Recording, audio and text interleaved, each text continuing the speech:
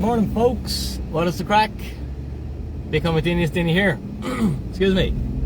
Struggling with the hay fever. But I'll never complain about struggling with the hay fever because the weather's so good. So, happy Friday to you all, wherever you're catching this. Morning, afternoon, evening, good night. Let me just get around this corner here first. The title of this video is Let's Go! Because it's time to go. It's time to go for two places. Time to go to the office. I've got a bit of consulting to do today, and next week looks good as well. But by the way, anyone watching this who's on the fence going, oh, I need help with this, can't do it myself, I keep procrastinating, ring me. I've got a couple of slots next week and I want the week filled. I like to do 2 weeks work in 1 week and then saunter off for a couple of weeks, you know that. So if anyone's on the fence and you're realising, I've got to get something set up, I'm getting left behind, BlackRock are in, Fidelity are in, I've got generation opportunity, and my grandkid will not come and see me in a nursing home because I didn't pay attention to this. Well, ring Dinny and we'll sort it out in a day.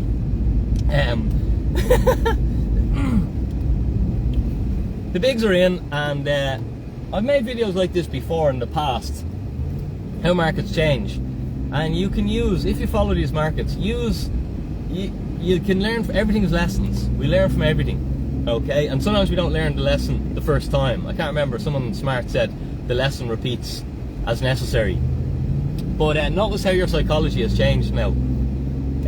2 weeks ago, you weren't sure whether you should buy Bitcoin or should sell Bitcoin, and you didn't want to touch it, and there was no certainty in the future.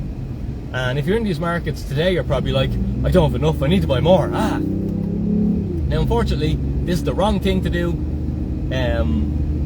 and this is how investing using our psychology will always get us into trouble, because our psychology will always get us to do the wrong thing. Alright, it's just built into us, it's our human survival, okay? And all humans suffer from fear and greed, it's what makes us humans. And that means it makes us really bad investors when we try to use our mind, okay? And we try to use our emotions.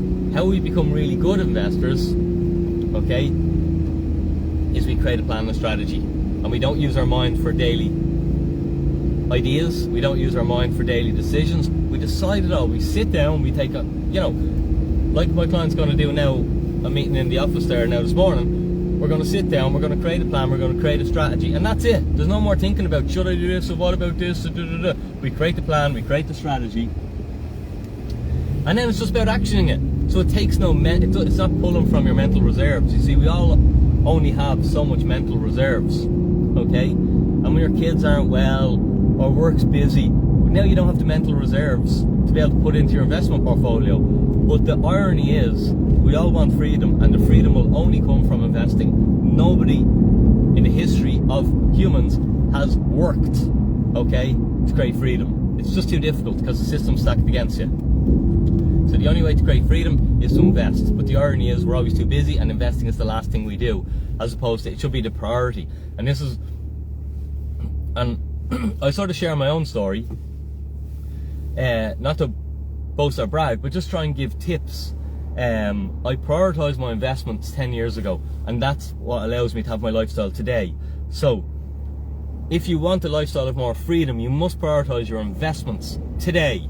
Don't procrastinate on them, or you procrastinate in your future freedom, because it's going to take time. All this stuff isn't instant. It's not to get rich quick, okay? But it is retire in a decade. I believe anybody, no matter how much you get paid, can retire in a decade of prioritizing their investments and creating a plan and strategy, and not letting the market tie with your emotions.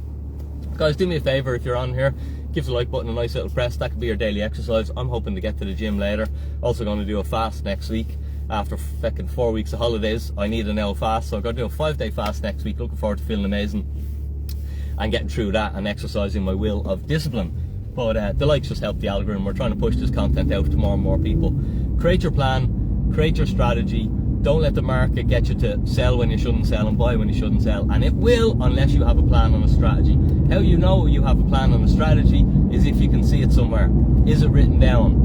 Is pen to paper, or is it saved on an Excel document or a Word document somewhere that you can look at it? That's how you know you have a plan. If it's in your head, it's not plan. Okay, things aren't a plan until it's written down. And once you create your plan and your strategy, stick to it. One or two of my clients that I met earlier in the year who have fantastic strategies working were on to me this week saying, you know, Dinny, should we tweak the plan a little bit because the market's moved up? And I was like, no, this is the beauty of the plan. The plan protects us from going meddling and tweaking and changing, because this is the wrong time. You don't change when the market moves 20%. That's the wrong time to move in. Wait till there's a pullback if you do want to make an adjustment to the portfolio. But we don't chase the rally. We don't buy high. We create our plan, we create our strategy. And that's how we retire early. That's how we've created all these wealthy people. Alright? It's because of plans and strategies. Not being worried about the hype. Okay? Understand the fundamentals of Bitcoin. And as I say, study Bitcoin. Study the hell out of it, guys. Because of all the things you can do with your time, if you want more freedom, I don't believe there's a bigger return on investment than you studying Bitcoin and studying it like your future depends on it, because I believe it does. Guys, hope you have a super Friday today. Get after it. Get motivated. Go and get yours. Don't be a procrastinator. Procrastinators ruin success. Not being hard on people, but people message me and they're like, oh, Dinny, I'm going to see you in a few weeks and I have this book and I'm going to get to read that. And I'm just like, lads, you're going nowhere. See me now. Okay? Read the book now. Get an audio book and finish it today. Because the chances are you're sitting on that book 2-3 years. Rich Dad Poor Dad, by the way.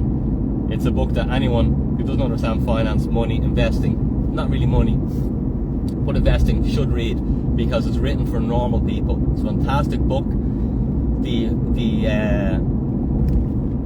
ideologies, okay, are dated, but the fundamentals and principles are sound.